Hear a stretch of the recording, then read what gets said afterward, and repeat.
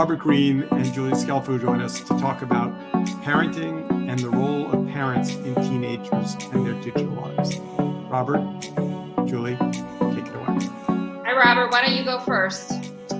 Sure. First of all, I've spent 30 years reading Douglas Rushkoff's work, and everything I have to say is informed by it. So I guess it is a natural segue.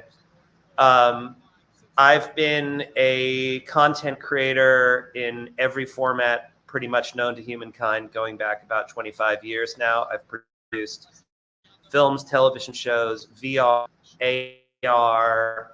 I launched a digital news network called HuffPost with AOL and Huffington Post in 2012, which used a format similar to the one we're using now.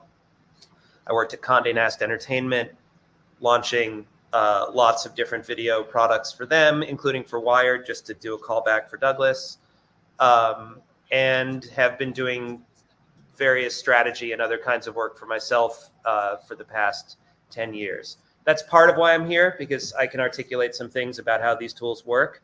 The other reason that I'm here, and I want to trigger warn right now that I'm about to discuss suicide. So with that said, if that's not a thing you want to hear, please feel free to drop out for a moment.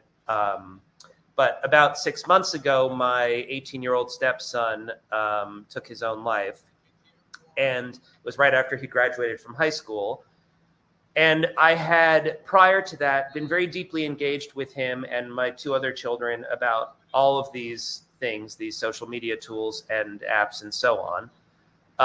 And so, because of this terrible event that occurred, I had a chance to take a step back and look much more deeply and personally at a lot of this and start to do certain kinds of research and digging that I would normally do in my professional sphere for personal reasons.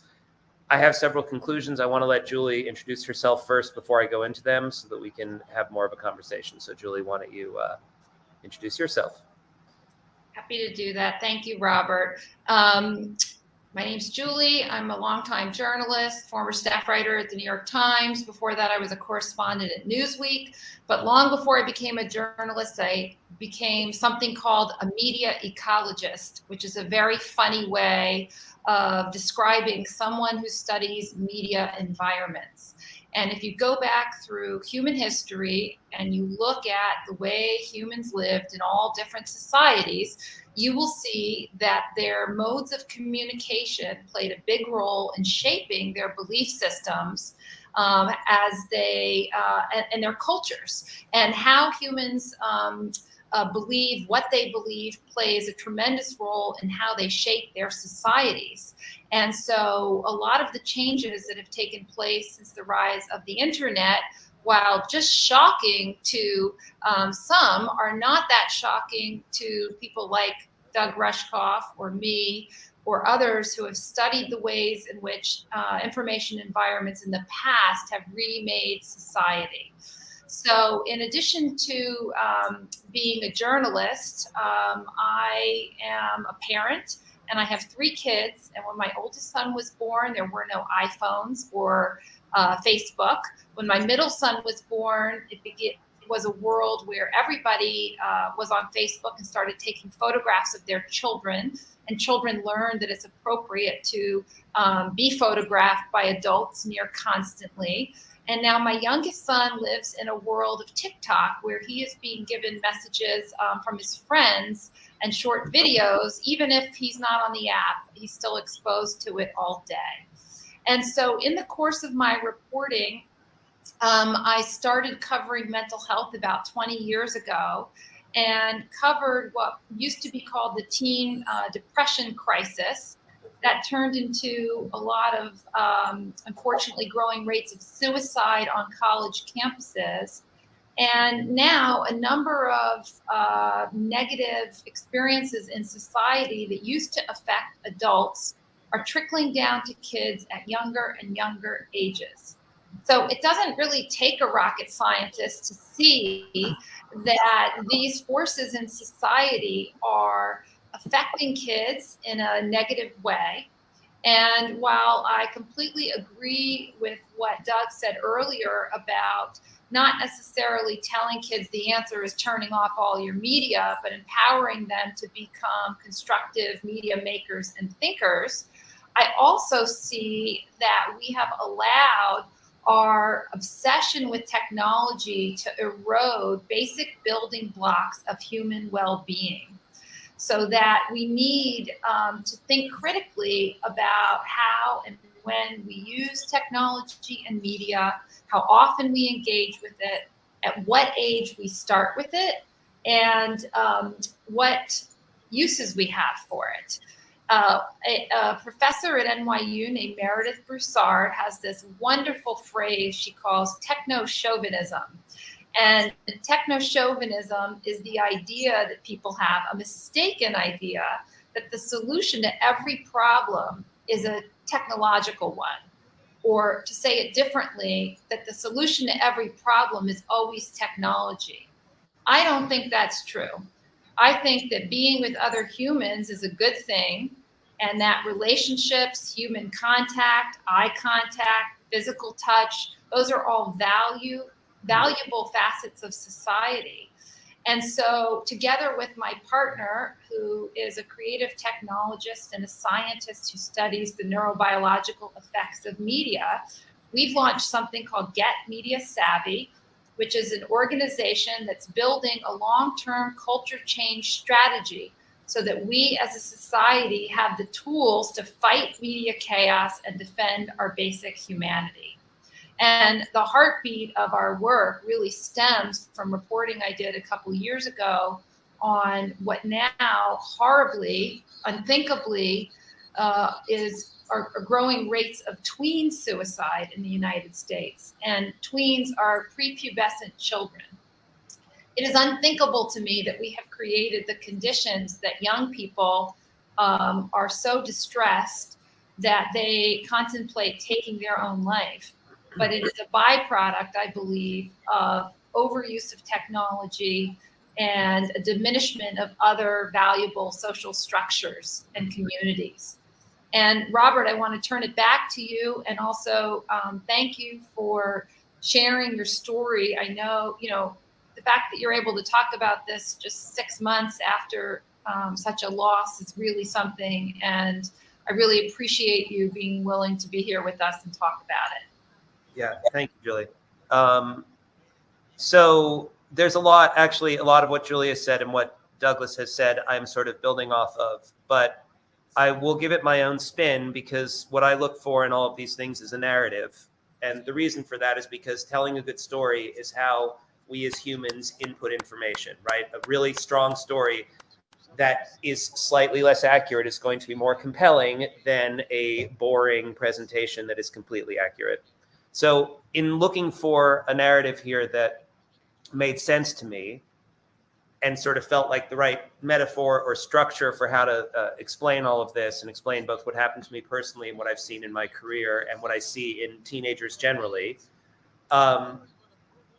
the main piece is that this is an experiment. There was a guy named B.F. Skinner in the 1950s, and he stuck his kid in a box basically to see what would happen to the kid. Now, later, we all agreed that this was a really nasty thing to do to a child. You can't have a child give informed consent, which is a very key component of any sort of experiment, to actually say, yes, I'm okay with you putting me in a box. I'm 5. I'm sure it's going to be great. Of course, a 5-year-old can't give that consent. I would take that and I would place it on top of everything that's happened over the past 15 years and say, we as adults, for reasons mostly of money, although sometimes we had good intentions, have decided to run an experiment on children, your generation. This experiment is total. As I think in one of the breakout rooms, I believe it was Jordan, said something about always having the phone or whatever there to answer a question or to be the first place to look. It's like, yeah, we gave you that. I mean, we built that thing so that you have this forever. It's your forever tool. It's your everywhere tool. It's your all the time tool. It has a whole bunch of things on it, some of which are social media, some of which are other things that are great, like Google Maps and the ability to communicate with your parents. That's all great. But in this experiment, what we've decided to do is see whether or not it's going to affect you negatively or positively. There's no real control group. I mean, I guess we're the control group because we didn't grow up with it. But I will say that as the control group, we're all addicted to it too. In general, I think I can speak for my Gen X generation and say that we're just as addicted as you are. But the difference is our brains were able to develop without all of these things. And yours have not been given that opportunity. So your brains have essentially developed with this tool, and we are seeing all sorts of things happen. And now I'm going to say that I'm sticking to narrative, and I'm not actually going to hit you with a bunch of statistics. So this is more like anecdote and feeling and observation.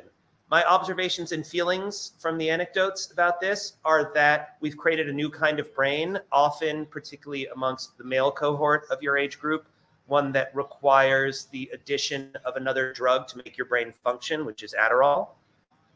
That's a weird thing, and maybe we should think about if that's okay, if creating a new type of brain that can only deal with the world with the addition of a stimulant is something that is straight out of, you know, an Aldous Huxley novel, or if that's a good thing.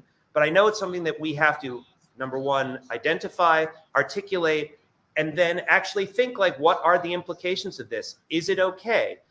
One of the places that I think people don't really talk about when they talk about social media, but I think is exceptionally important to all of this, is chat rooms in sort of liminal spaces like video game chat rooms, for example. One of the most interesting. Anyone who is a person of color who plays a video game is going to hear the N-word thrown at them constantly.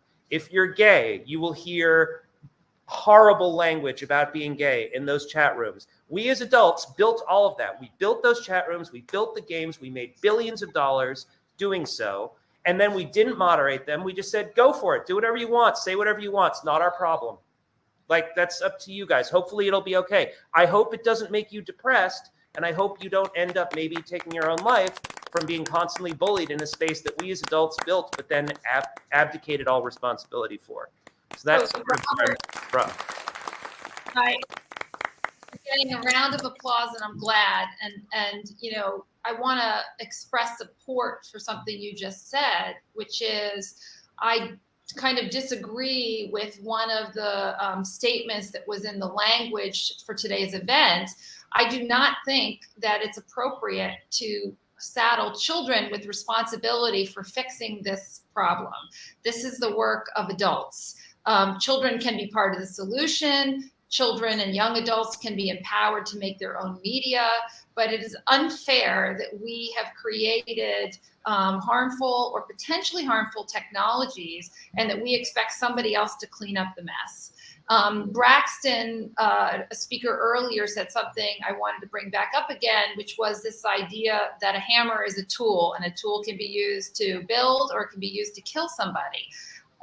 All media are tools. All mediums are neutral. And I think what, you know, and part of what I did, I gave a TED talk a few years ago when sort of the idea for Get Media Savvy was born.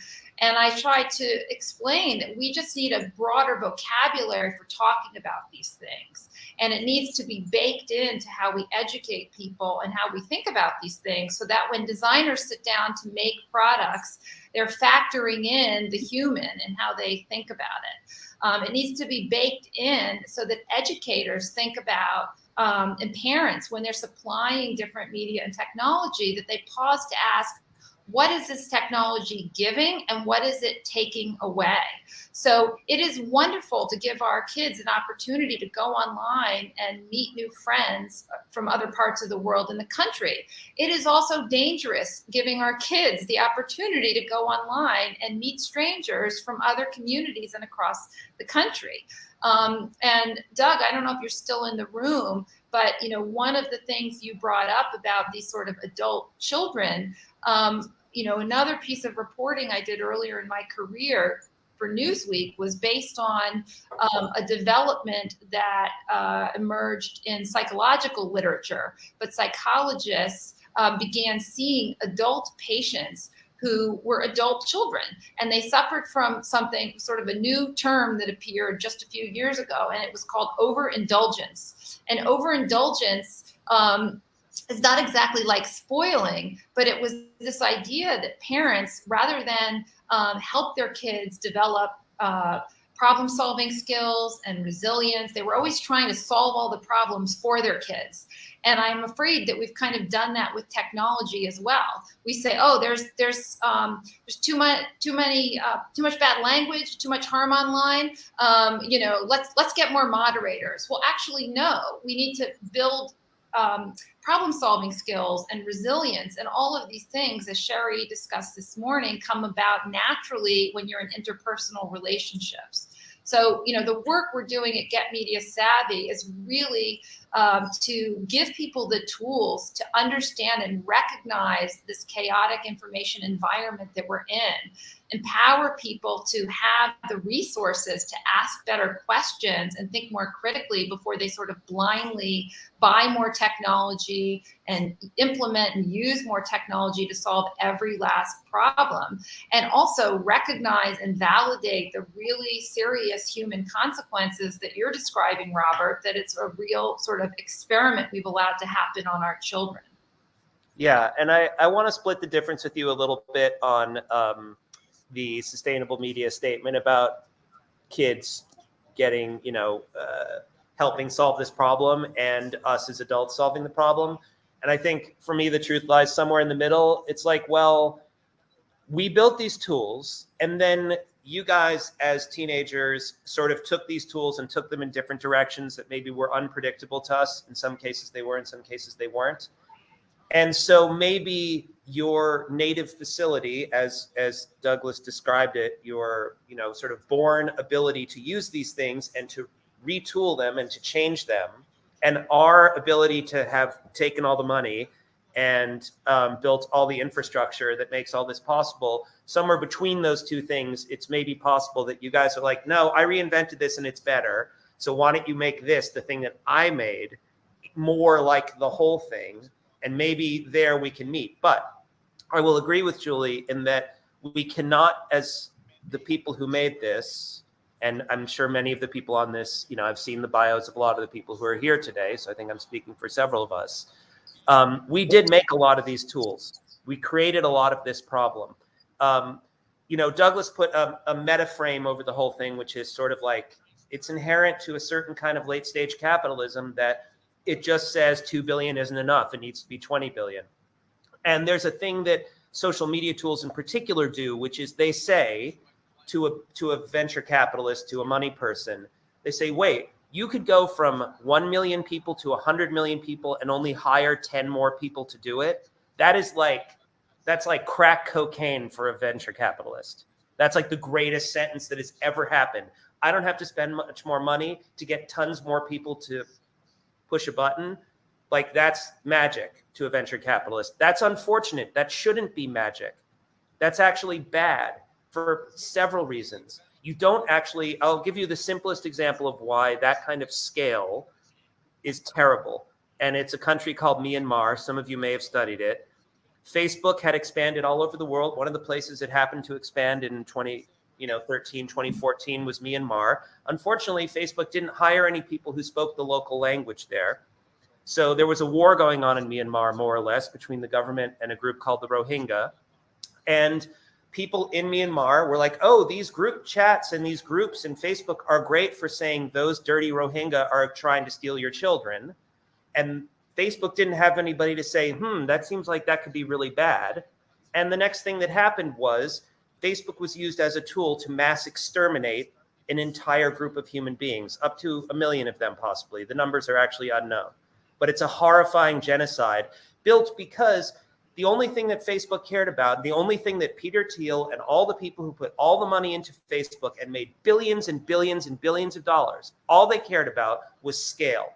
We just need to get big, not we need to get big in a smart way, not we need to create a tool that is human and useful and thoughtful and will make the world a better place. No, just we need to build this thing. We need to get rich. We need to do it now. And who gives a fuck about the consequences? It's not